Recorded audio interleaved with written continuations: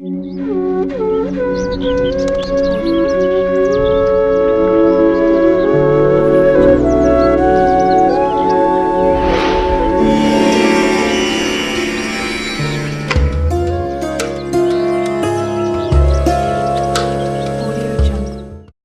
వ్యక్తి జీవితంలో మంచి చెడు రెండూ సహజం. మంచి సమయం మనిషిని ఉన్నత శిఖరాలకు తీసుకెళ్తుంది. అయితే చెడు సమయంలో కష్టాలు ఎదుర్కోవాలి. జీవితంలో మంచి సమయం లేదా చెడు సమయం ఏదైనా సరే వ్యక్తి జీవితంలో ఎక్కువ కాలం ఉండదు. మంచి సమయంలో జీవితంలో విలాసాలు అనుభవిస్తాడు. అయితే చెడు కాలం రానుంది అని చెప్పడానికి కొన్ని సంకేతాలు కనిపిస్తాయి. వాటిని గుర్తిస్తే కూడా జాగ్రత్త పడచ్చు. అవేంటో చూద్దాం. ఎవరింట్లో అయినా తులసి మొక్క అకస్మాత్తుగా ఎండిపోవడం ప్రారంభిస్తే చెడు సమయం ప్రారంభం కాబోతోందని అర్థం. తులసి మొక్క ఎండిపోవడం అంటే రానున్న ఆర్థిక సంక్షోభాన్ని సూచిస్తుంది. ఇంట్లో నల్ల ఎలుకల సంఖ్య అకస్మాత్తుగా పెరిగితే చెడు కాలానికి సంకేతం. అకస్మాత్తుగా ఎవరింట్లో అయినా చాలా నల్ల ఎలుకలు ఇంటికి రావడం మొదలు పెడితే ఏదో విపత్తు జరగబోతోంది అని. బంగారు వస్తువులను పోగొట్టుకోవడం కూడా అశుభమే. ఎవరైనా ఏదైనా బంగారు వస్తువును పోగొట్టుకుంటే ప్రతికూలత రావడం ప్రారంభమవుతుంది. నెయ్యి ఉన్న పాత్ర చేతి నుంచే జారి కింద పడితే కూడా మంచిది కాదు. ఎవరి చేతి నుంచైనా నెయ్యి ఉన్న పాత్ర